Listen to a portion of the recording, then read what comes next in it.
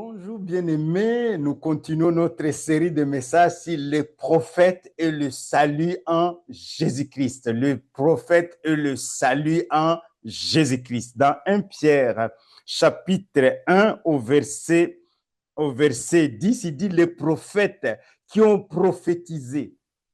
Les prophètes qui ont prophétisé touchant la grâce qui vous était réservée ont fait de ce salut l'objet de leurs recherches et de leurs investigations, voulant sonder l'époque et les circonstances marquées par l'Esprit de Christ qui était en eux et qui attestait d'avance les souffrances de Christ et la gloire dont elles se seraient suivies. Il leur fit révéler que ce n'était pas pour eux-mêmes, mais pour vous qui m'écoutez, pour vous qui visionnez cette vidéo, qu'ils étaient les dispensateurs de ces choses, qui vous ont annoncé maintenant, ceux qui vous ont prêché l'évangile par le Saint-Esprit envoyé du ciel et dans lequel les anges désirent plonger les regards. L'évangile est une puissance qui libère. Dans l'évangile, on a la justification par la foi, on a la sanctification par la foi, on a la rédemption, on a le salut et la guérison, on a la délivrance des attaques démoniaques et nous sommes libérés de la haine, des mauvaises pensées. L'évangile vient nettoyer nos pensées, il vient nettoyer nos émotions, il vient nous restaurer. C'est un évangile extraordinaire. Mais bien aimé, l'évangile est une puissance. Et les prophètes voulaient voir, aujourd'hui nous allons voir le prophète Ésaïe, voulait voir Christ. L'esprit de Christ les agitait.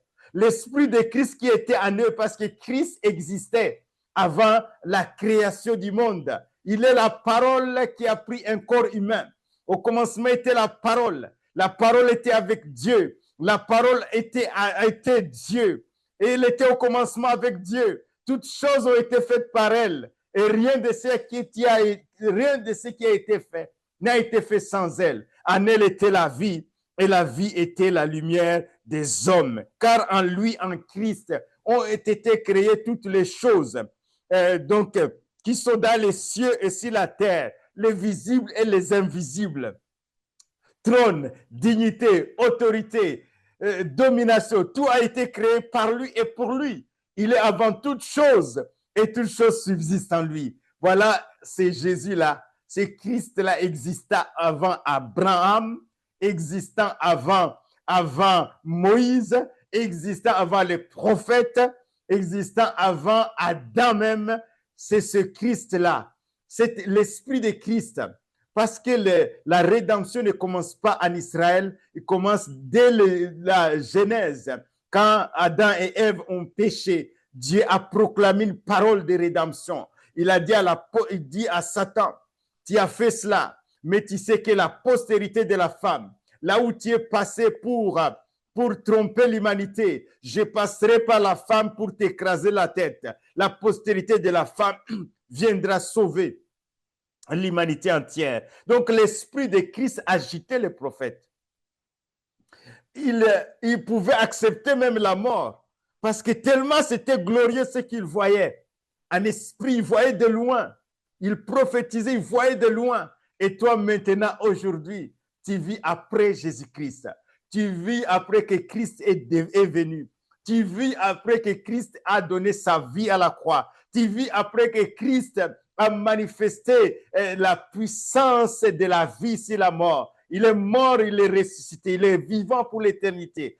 Tu vis dans ces siècles et tu as encore des idées à chercher partout des prophètes, etc., prophétiser. Oui, il y a des prophètes de Christ et c'est très important. Il y a 5 ministères qui sont établis. Mais ici, nous voulons vous encourager à venir à Christ, à apprécier le salut qui est en Jésus, à apprécier le salut que même les prophètes de l'Ancien Testament, ils voulaient voir Jésus, il voulait voir Jésus, il voulait investiguer. Il voulait investiguer. Toi aussi, ce que je t'encourage, c'est d'investiguer, de connaître de plus en plus Jésus. Amen. Ils voulaient voir. L'Esprit de Christ les agitait à l'intérieur d'eux. Le prophète Ésaïe, sa vocation était tellement glorieuse. Dieu est venu vers lui par une vision. Dans Ésaïe 6, il dit, l'année de la mort du roi Osias, j'ai vu le Seigneur. Amen. J'ai vu, c'est Dieu qui vient, mes bien-aimés. C'est Dieu qui vient. Alléluia. Nous bénissons Dieu parce qu'il est venu en Jésus sur la terre. Il a marché sur la terre en Jésus. Et Jésus a tout accompli à la croix. Il nous a libérés de la puissance des ténèbres. Il nous a libérés de l'ignorance des choses de Dieu. Il nous a éclairés par rapport aux choses de Dieu. Il nous a éclairés par rapport à l'éternité. Il nous a éclairés par rapport au ciel. Il nous a montré le Père céleste, un Dieu vivant qui nous aime, qui est notre Père, qui a fait de nous ses enfants en Jésus.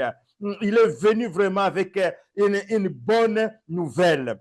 Et le prophète, quand Dieu va venir vers lui pour l'agiter, commencer à l'agiter, à lui montrer des choses, il va avoir une vision.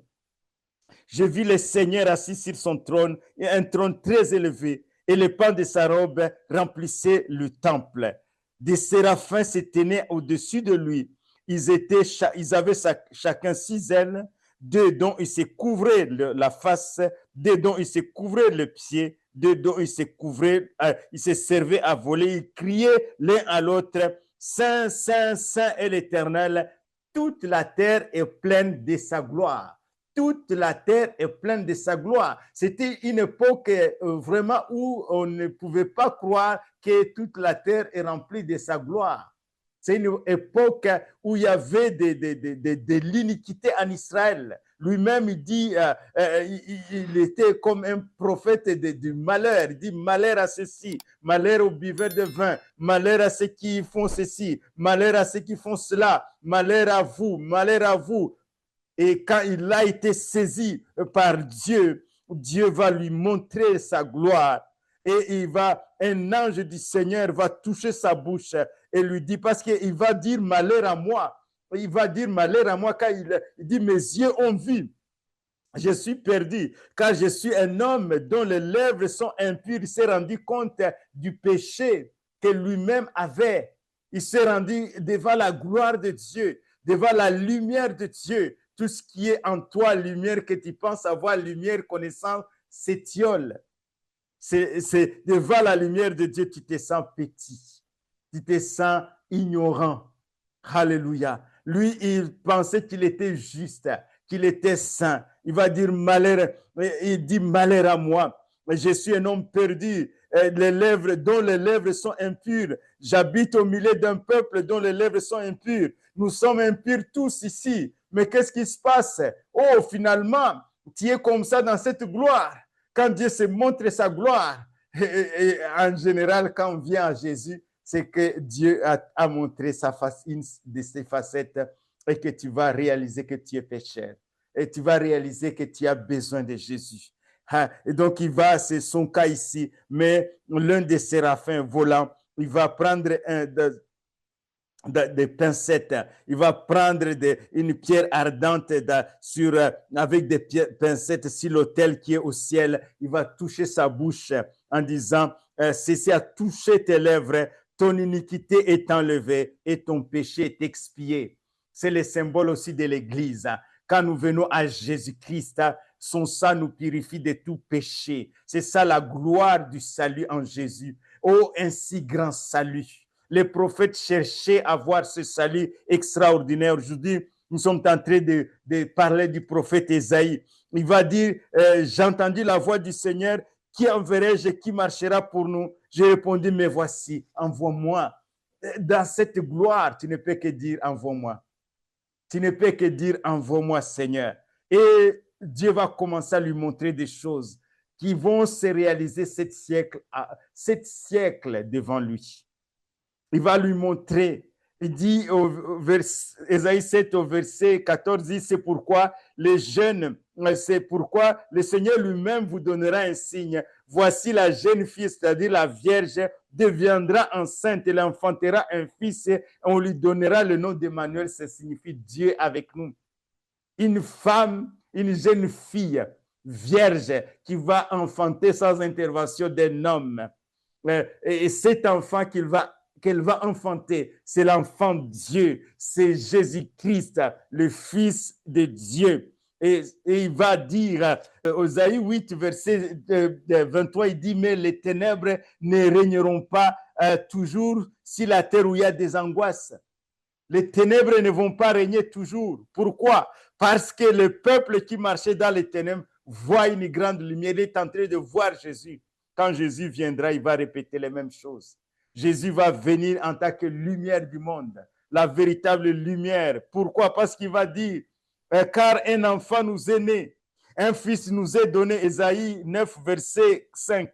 Car un enfant nous est né, un fils nous est donné, et la domination reposera sur ses épaules. On l'appellera admirable, conseiller, Dieu puissant, Père éternel, prince de la paix. Un enfant nous est né. Alléluia. Il va commencer à voir, parce que l'esprit de Christ l'agitait à l'intérieur de lui. Il va commencer à voir Jésus-Christ, comment Jésus va venir et toute la mission. Il dira que c'est un rameau. L'esprit du Seigneur reposera sur lui. L'esprit de sagesse et d'intelligence, l'esprit de conseil et de force, l'esprit de connaissance et de crainte de l'Éternel. Il respirera la crainte de l'Éternel. Et par sa bouche, par le souffle de ses lèvres, il fera périr les méchants. C'est la mission que Jésus a accomplie. Il a chassé les démons. Jamais homme n'a chassé les démons comme Jésus-Christ.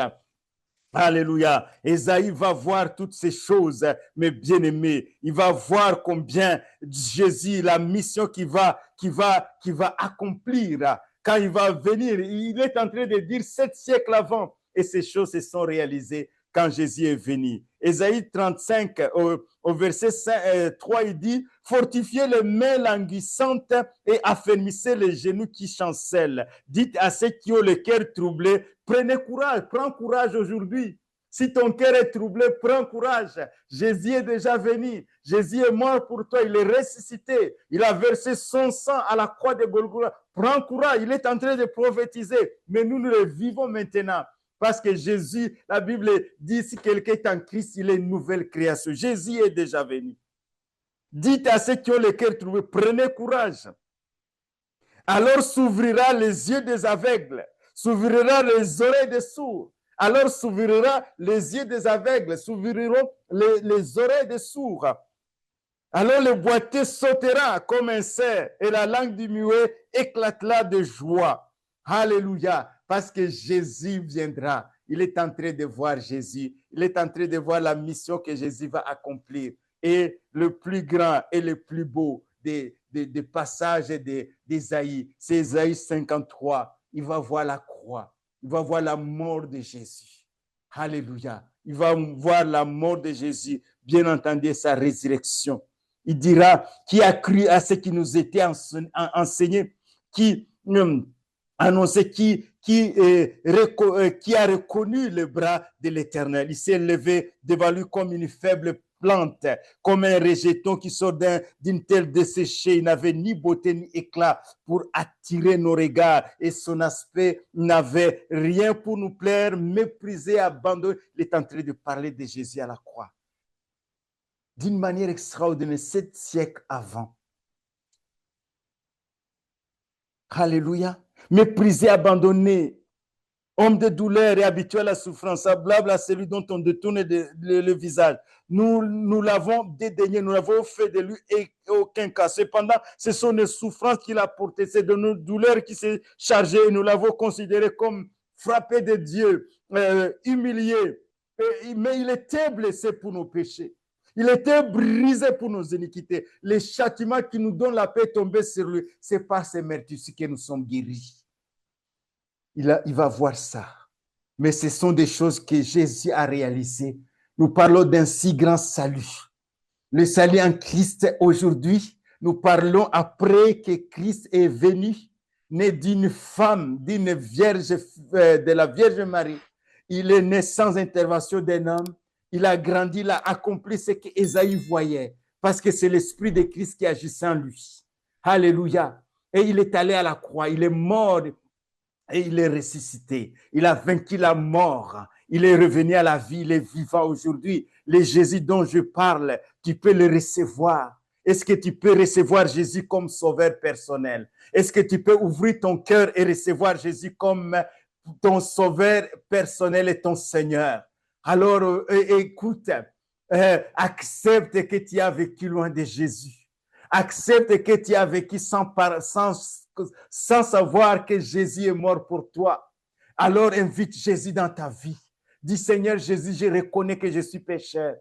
Je reconnais que j'ai vécu loin de toi, que j'ai blessé même Dieu par mon comportement, par mes paroles, par mes péchés. Et j'apprends aujourd'hui que ton sang me lave de tout péché. Alors, Seigneur, je t'invite dans ma vie. Viens laver mes péchés. Viens laver mes iniquités. Je t'invite dans mon cœur. Je vais vivre avec toi sur cette terre jusque dans l'éternité. Je reçois la vie éternelle. Maintenant, sur ta confession de foi, je prie dans le nom de Jésus. Reçois ce Seigneur merveilleux. Que Jésus entre, Seigneur Jésus, entre dans le cœur de cette personne. Que cette personne expérimente la joie du salut. Que cette personne expérimente la paix de Dieu. Qu'il expérimente l'amour qu'il n'a jamais expérimenté dans le nom de Jésus. Mes bien-aimés, le salut en Jésus. Les prophètes voulaient voir, mais nous sommes dedans. Nous bénissons Dieu pour ça. Soyez bénis, mes bien-aimés. Soyez bénis. Soyez vraiment bénis, mes bien-aimés. Vraiment croyez, continuez à croire. Et à bientôt, mes bien-aimés. Au revoir.